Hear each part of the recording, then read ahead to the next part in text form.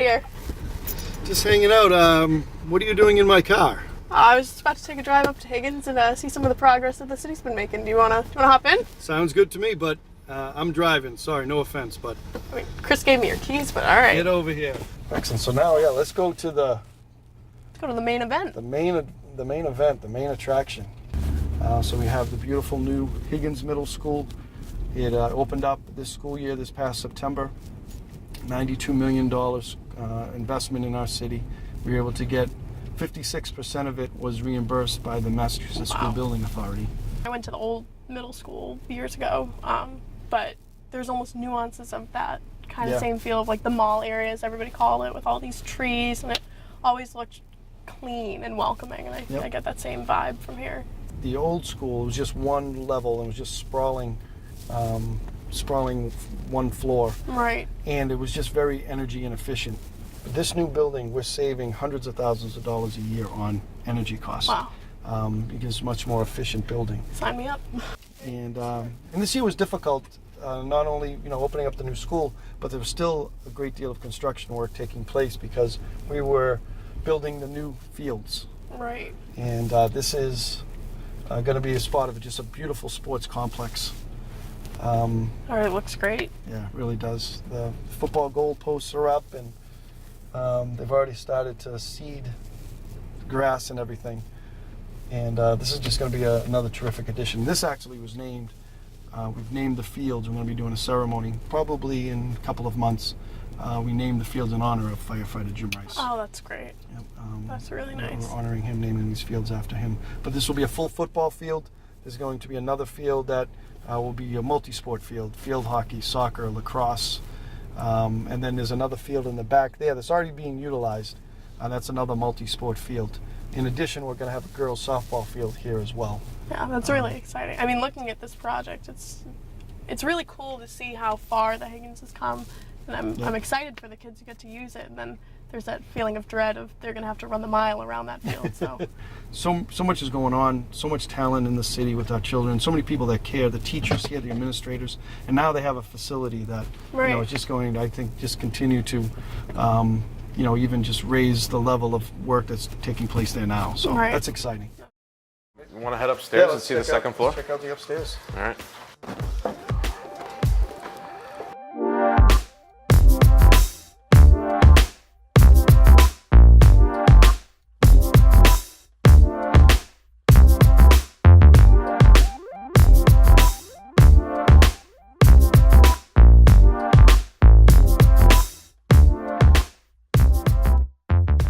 So we're at the second floor of the Haven from Hunger building, and Corey, this is the project was started and there's been some work, but it's a long way from completion. And maybe talk about what we're looking at here and what's the vision for this space. It's a great space. So we're standing in what's going to be a big commercial kitchen.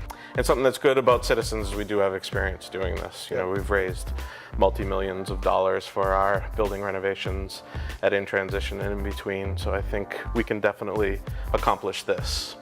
The commercial kitchen that we're standing in here will be larger than the kitchen downstairs. The kitchen downstairs will provide prepared foods for the market. People are looking for commercial kitchen space, entrepreneurs out there in the city that are looking to do things in food service. So this might be able to be rented to some of those people in order to provide even more revenue for our training programs and other initiatives that we have in the nonprofit. That's terrific. No, this is great space, and I love your vision for it. It's definitely needs a little TLC, that's for sure. So this would be the dining space and the sort of the event space. But up here, you'll see some offices framed out, and we actually intend to continue this vision as well. We have a prevention team at Citizens Inn that works with families that are at risk of becoming homeless, and we try to make sure that they don't ever enter the shelter system. So similarly, clients at Haven have various things that they're at risk of, whether it's health issues or housing issues or obviously food issues. We're going to have counselors in these offices up here so that when somebody walks through the front door downstairs and they're experiencing something else other than food insecurity, they can come up here and meet with somebody, talk through that, get referred to the right services, make sure they're set up for success. Well, thanks, Corey. I think Now we're going to head over to the administration offices. Yeah, we can meet my team. Excellent. Let's head on over. All right. All right, here we go, Corey. And as we're kind of heading over to Main Street, maybe if you could talk a little bit about yourself, how long you've been the executive director now of Citizens, and kind of what brought you down this path in your life. Yeah, I've been executive director for 4 years. Prior to that, I was on the board of directors for several years. Prior to that, I've been involved my whole life, really. So since I was 6 years old, this organization has been a part of my family. Started with a small family shelter on Main Street, and that it kind of just grew from there, and went over to Holton Street, where we now own a gorgeous colonial home and another property right next to it that houses 11 families. And then soon after that, we purchased the In Transition that holds 14 families. Wow. So, and then we help families that come from Peabody and the surrounding communities. And a total of 34 families, almost 72 kids right now that live with us. So yeah, I grew up on Sherman Street. I went to Welch School, was very active in the high school and Stage 1 and band.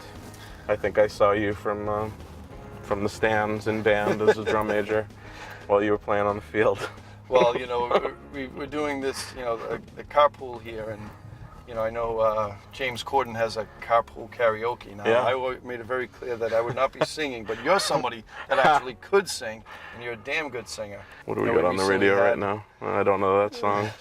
Well, we recently had we did a little fundraiser. Tom Gould does a tremendous job. The city of Salem and the city of Peabody, every year we have a softball game that raises money for the Haven. But you sang. I think it was because I don't think it's because I sang. I think it's because I was the catcher in the last half inning. I think it really sealed the deal for the team. Don't sell yourself short. That was a very important role. And the home of the brave.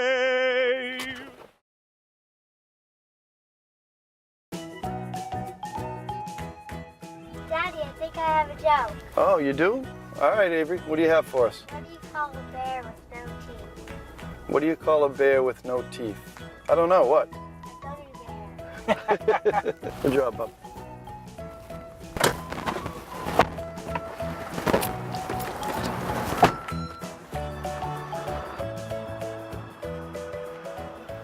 Mayor, I get a lot of calls in the office about the status of the Crystal Lake Restoration Project. Figure we'd come down here and maybe you could give people the latest on what's happening. This has been something the city has been working on for so many years, getting the permits in place to ultimately go forward with this. And this has always been a two-phase project. The first phase was the actual dredging, which was certainly the most expensive part of the project, but it was necessary for us to save the lake because it was slowly turning into a swamp.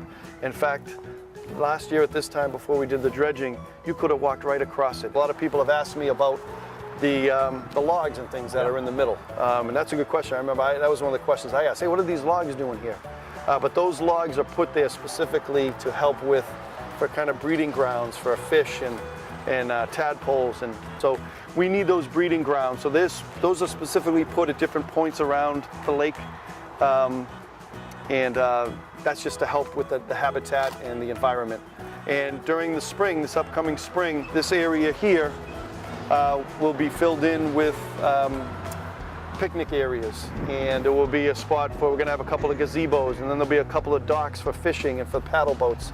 So this will be the area that we're going to be working on in the spring. A lot of trimming of trees and kind of cleaning out a lot of the brush to give a good view of the lake. We kind of did the one side. In the fall, we're going to be doing the other side. As you come down Taylor Street, you really can't see the lake until you swing around the bend here.